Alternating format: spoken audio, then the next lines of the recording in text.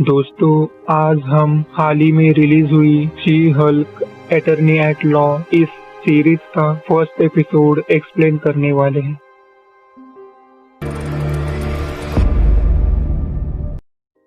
Episode की शुरुआत होती है जेनिफर वॉल्टर के साथ, जो कि अगले लॉ सूट के लिए क्लोजिंग आर्ग्यूमेंट्स को उसके कलीग्स के साथ लॉ फर्म में रिहर्स कर रही होती है।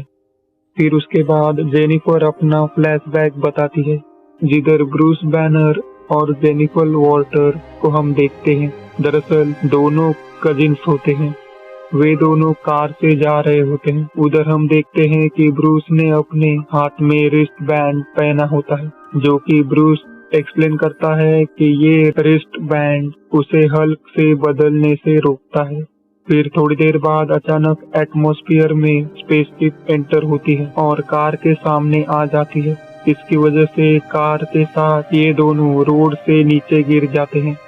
उसमें जेनिफर का आर्म कट हो जाता है और ब्रूस भी बहुत जख्मी हो जाता है और उसका ब्लड लीक होकर जेनिफर के आर्म में चला जाता है। फिर हम देखते हैं कि गामा रेडिएशन जो कि ब्रूस के ब्लड में है, वो जेनिफर के बॉडी में एंटर होने लगता है। फिर जेनिफर उधर से भाग जाती है। फिर अगले सीन में मेक्सिको का आइलैंड दिखाया जाता है, जिधर जेनिफर को एक लेबोरेटरी में होश आता है। फिर उधर ब्रूस को भी दिखाया जाता है। वो जेनिफर से रिवील करता है कि उस एक्सीडेंट में उसके खुद के शरीर का गामा रेडिएशन जेनिफर के शरीर में एंटर कर गया है।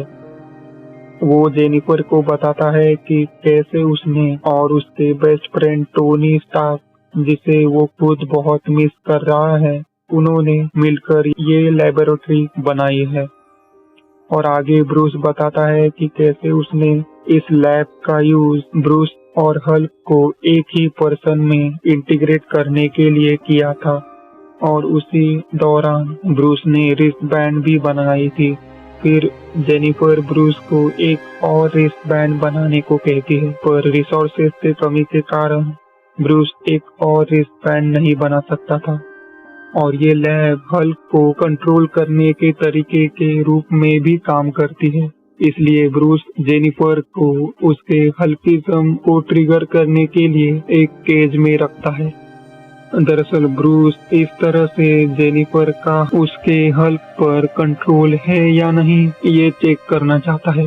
फिर उस केज के अंदर से हैक्सॉ जेनिफर की तरफ आने लगते हैं, तो जेनिफर पैनिक हो जाती है। उसी दौरान शी हल्क में वो बदल जाती है और मशीन को फाड़ कर बंद कर देती है।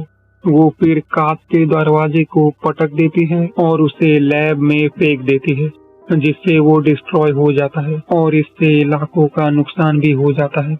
जेनिफर एक नासमझ हल्क की तरह चिल्लाती है, पर फिर भी वो जेनिफर वॉल्टर्स के रूप में अपनी इंटेलिजेंस, पर्सनालिटी और स्किल्स को बरकरार रखती है। ये देखकर ब्रूस भी हैरान हो जाता है। फिर ब्रूस अभी भी पाता है कि जेनिफर को ट्रेनिंग की आवश्यकता है और इसलिए वो उसे ट्रेनिंग देना शुरू करता है। जेनिफर के एंगर और फियर को कंट्रोल करने के लिए मेडिटेशन, स्ट्रेंथ बढ़ाने के लिए बड़े बड़े पत्थरों को फेंकना। फिर अगले सीन में वे दोनों बार में बहुत ज्यादा ड्रिंक करते हैं, जिस बार को ब्रूस और टोनी स्टार्क के द्वारा बनाया गया था। अगले दिन जेनिफर एक किलर हैंगओवर से जागती है और वो ट्रेनिंग करने के बजाय शहर में वापस जाना चाहती है, जिस ट्रेनिंग को उसके अनुसार उसने पहले ही मास्टर्ड कर लिया है।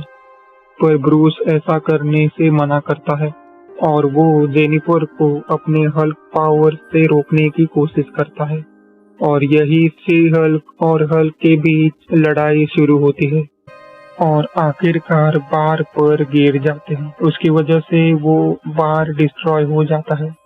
फिर उसके बाद हल्क और शी हल्क बार को दोबारा से बिल्ड करते हैं और यहाँ तक कि नए बार में अपने नाम भी कार्व करते हैं।